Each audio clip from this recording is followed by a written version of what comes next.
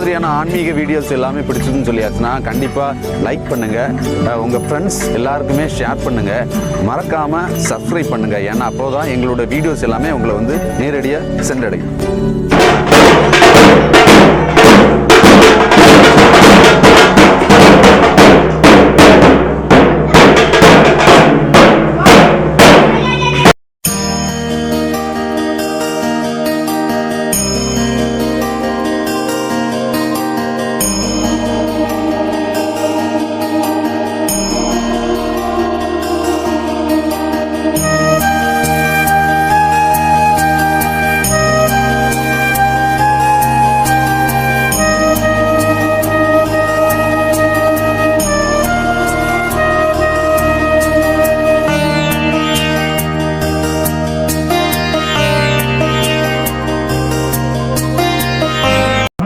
வைபவம் என்னன்னு கேட்டா, சகஸ்ரநாம அர்ச்சனை.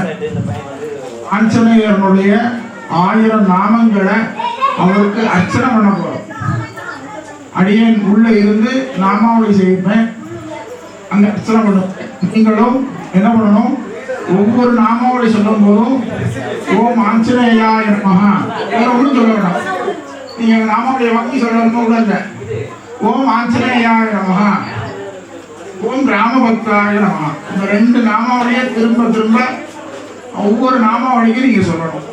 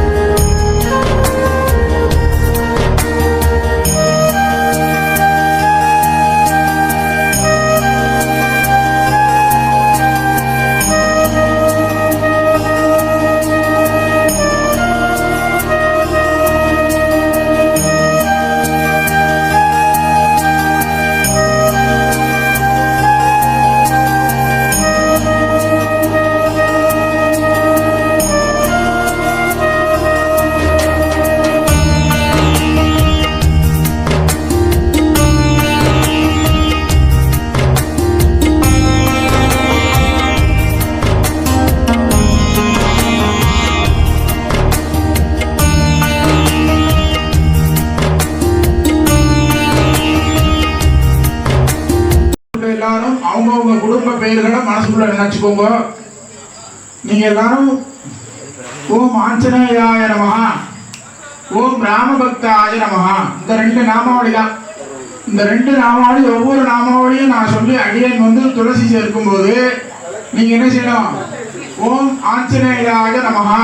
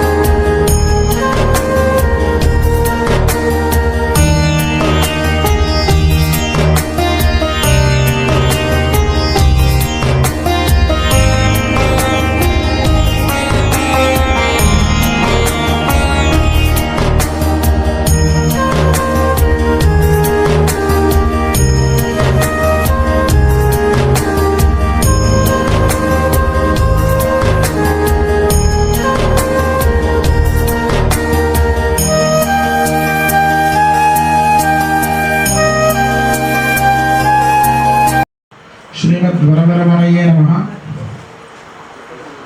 காலையில சொன்ன விஷயத்த எத்தனை பேர் கேட்டிருப்பேன் இதில் அப்படிங்கிறது தெரியலை. அதனால அடியேன் இப்பவும் ஒரு தடவை திரும்பவும் சொல்கிறேன், அதை கேட்டுக்கோங்க. என்னன்னு கேட்டால், இன்னைக்கு நம்ம எல்லாரும் இப்படி ஒரு திருக்கோயிலில் கூடியிருந்து ஆஞ்சநேய பகவானுடைய அவதார தினமான அன்னைக்கு இப்படி ஒரு க்ஷேத்திரத்தில் அவ்வளோ பேரும் ஒன்றா இருந்து அவர் நாமத்தை சொல்லக்கூடிய பாக்கியம் நமக்கெல்லாம் கிடைச்சிருக்கு. அவன் அருளாலே அவன் தாழ் வழங்கின்னு சொல்லுவான். எப்போதுமே எம்பெருமானுடைய அனுகிரகம் இருந்தால் மட்டும்தான் அவர் சன்னதியை வந்து சேவிக்க முடியும். அதற்கு நம்ம என்ன பண்ணணும்னா, இந்த மாதிரி ஒரு வைபவத்தை பண்ண வைப்பார்.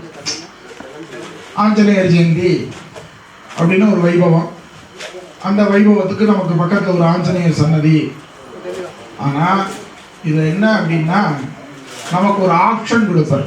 என்னென்னா, இவன் நம்ம கோவிலுக்கு வரானா, நம்மளை சேவிக்க வரானா எப்படின்னு.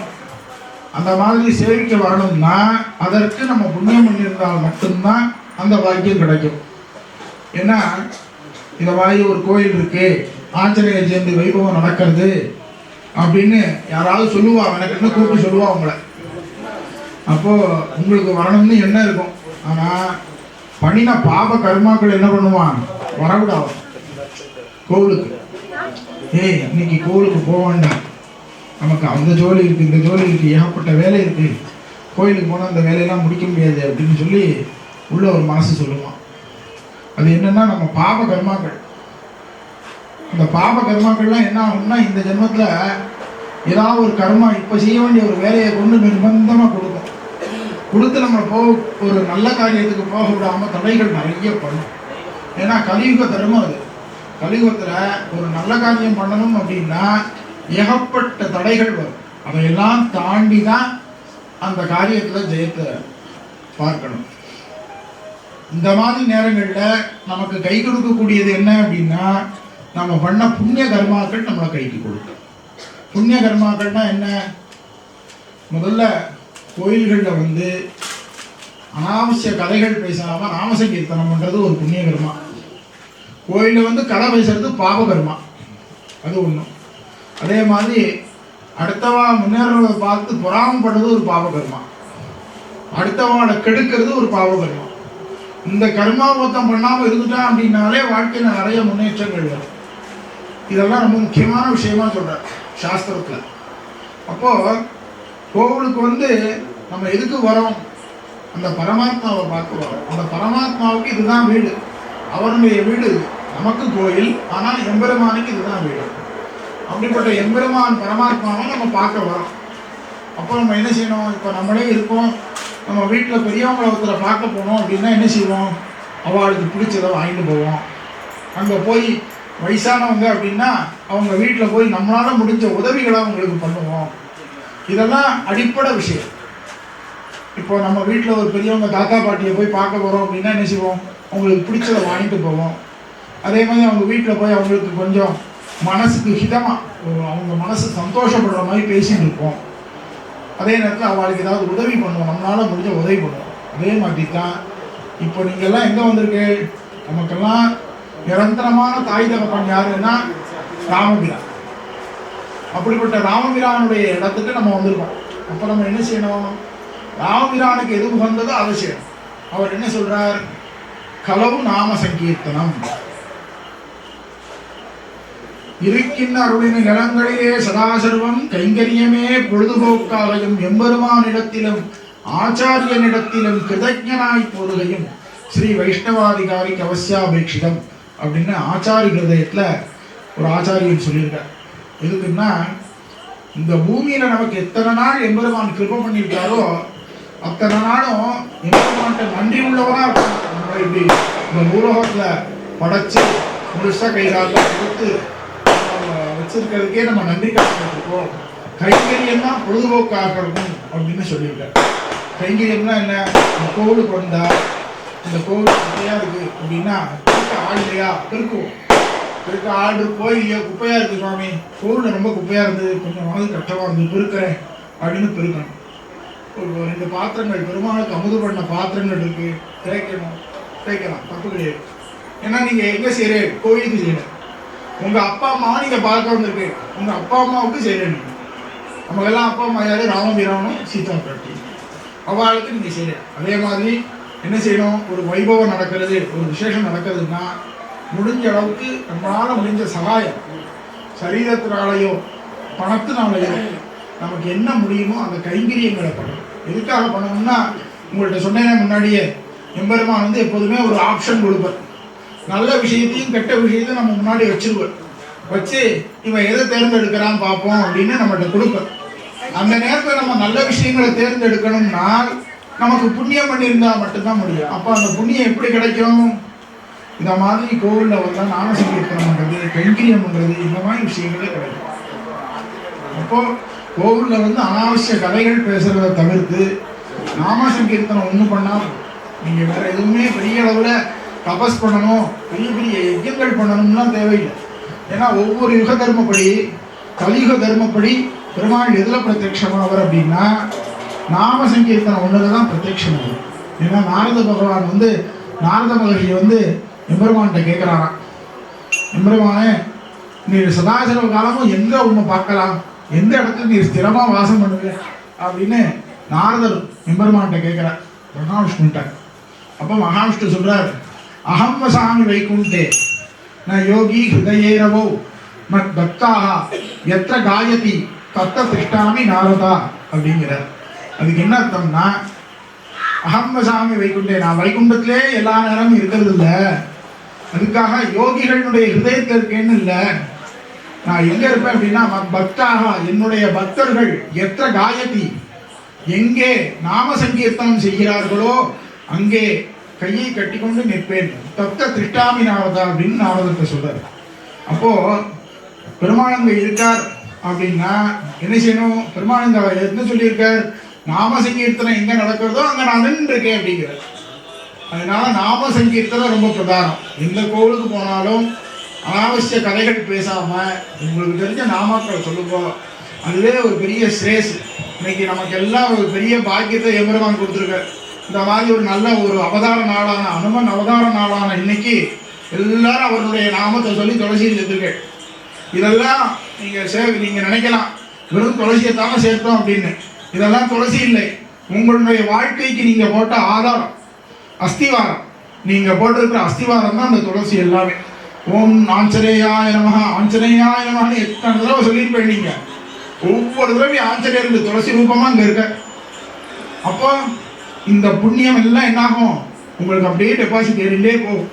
அப்போது ஏதாவது ஒரு கஷ்ட சூழ்நிலை வரும்போது இந்த புண்ணியங்கள் எல்லாம் என்ன ஆகணும், உங்களை காப்பாற்றும். நீங்கள் பார்த்துருக்கலாம், கர்ணனை யுத்தத்தில் கொலை பண்ண முடியாது. அப்போ என்ன காரணம்னு கேட்கும்போது தர்மதேவதை வந்து அவன் உயிரை பிச்சை போட்டு வச்சுருக்கலாம். அவன் பண்ண தர்மமானது அவனை காப்பாற்றுவான் கர்ணனை. அப்போ கிருஷ்ண பரமாத்மா சொல்கிறார், அர்ஜுனன் வந்து கிருஷ்ணன்கிட்ட கேட்குறார், கண்ணா இத்தனை அம்பு போட்டும் கர்ணனை கொல்ல முடியலையே அப்படின்னு. அப்போ கிருஷ்ணர் சொல்கிறார், அவனை கொல்றதுக்கு உண்டான அதிகாரம் எனக்கே கிடையாதுப்பா அப்படிங்கிற. கிருஷ்ண பரமாத்மா சொல்கிறார், அவனை கொல்லக்கூடிய அதிகாரம் எனக்கு கிடையாதுப்பா அப்படின்னு. அர்ஜுனர் ஆச்சரியப்பட்டு கேட்குறார், பரமாத்மா வச்சே நீ உனக்கு அதிகாரம் இல்லைன்னு சொல்றியப்பா, அப்படி என்ன அவன் செஞ்சுட்டான், தர்மம் செஞ்சுருக்கான்ப்பா, அவன் பண்ண தர்மம் காப்பாற்றுறது அவனை, தர்மோ ரக்ஷதி ரக்ஷிதா அப்படிங்கிற. தர்மம் செய்பவனை தர்மம் காப்பாற்றும். அதனால தான் கிருஷ்ணர் என்ன பண்ணுறார், அவன்கிட்ட பண்ண தர்மத்தினுடைய புண்ணியத்தை எல்லாம் தானமாக வாங்கிக்கிறார். அதுக்கப்புறம் தான் கர்ணனுடைய உயிர் பிரியர். எதுக்கு சொல்கிறேன்னா, தர்மம் செய்பவனை தர்மம் காப்பாற்றும்.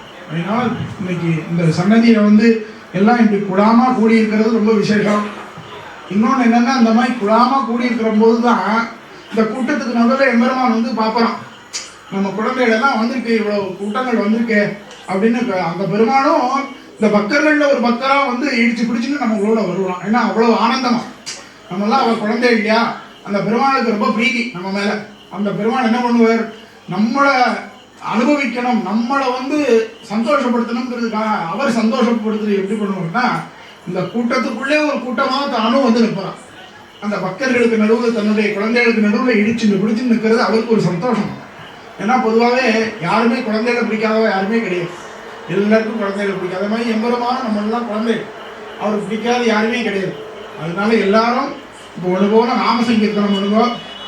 ஒரு 2 நிமிஷம் நாம சங்கீர்த்தனம் பண்ண உடனே பிரசாத நேவதியாகி பிரசாதம் கொடுப்போம். எல்லாரும் வரிசையாக அடிச்சு பிடிச்சிக்காம